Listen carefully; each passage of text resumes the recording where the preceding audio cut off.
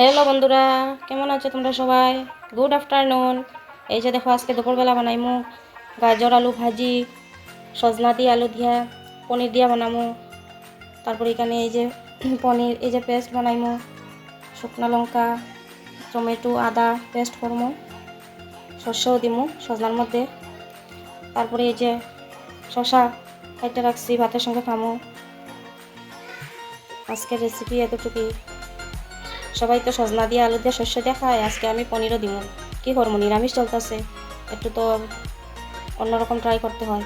তাই আজকে সজনা দিয়ে আলু দিয়ে শস্য দিয়া পনির দিয়া সব কিছু দিয়া বানাইমু।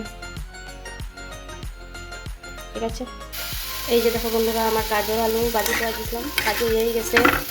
তারপরে যেদিকে ভাত বইয়া দিছি, এই যে গাজর আলু ভাজি হয়ে গেছে, এখন নামাইয়া নেব। তারপর এদিকে ভাত বয়েছি, ভাত হইয়া যাইব, খালি সজনা সবজিটা বানাবো এখন। এই যে দেখো, আমি সজনা সবজি বয়ে দিতেছি, শুকনা মরিচ, তেজপাতা সম্বাসে দিতেছি, পাঁচফোড়ন দিছি। তারপরে এই যে সজনা দিয়ে দিতেছি,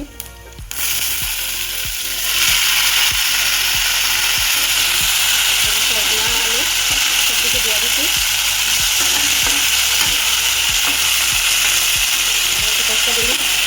মশলা দিই, তারপরে সব কিছু মশলা দিই। এই যে দেখো, সজনা আলুটা একটু সিদ্ধ হয়ে গেছে, এখন আমি মশলা দিয়ে দিব।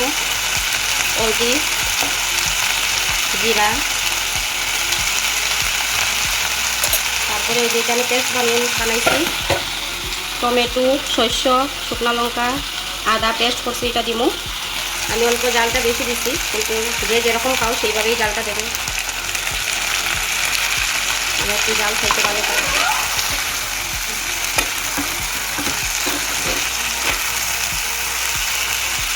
ভালো মতো কষানো হয়ে গেলে জল দিয়ে দিন।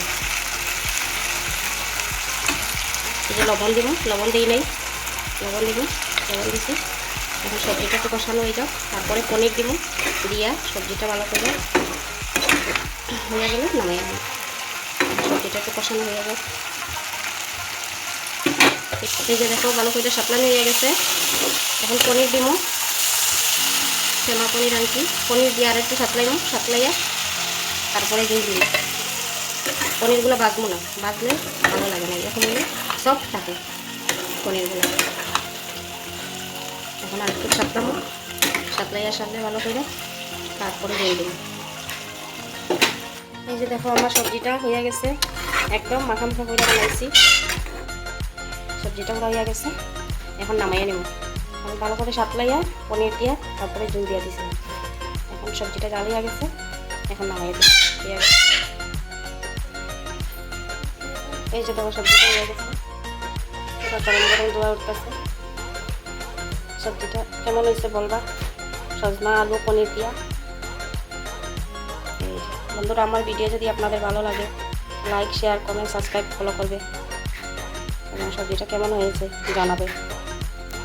ঠিক আছে।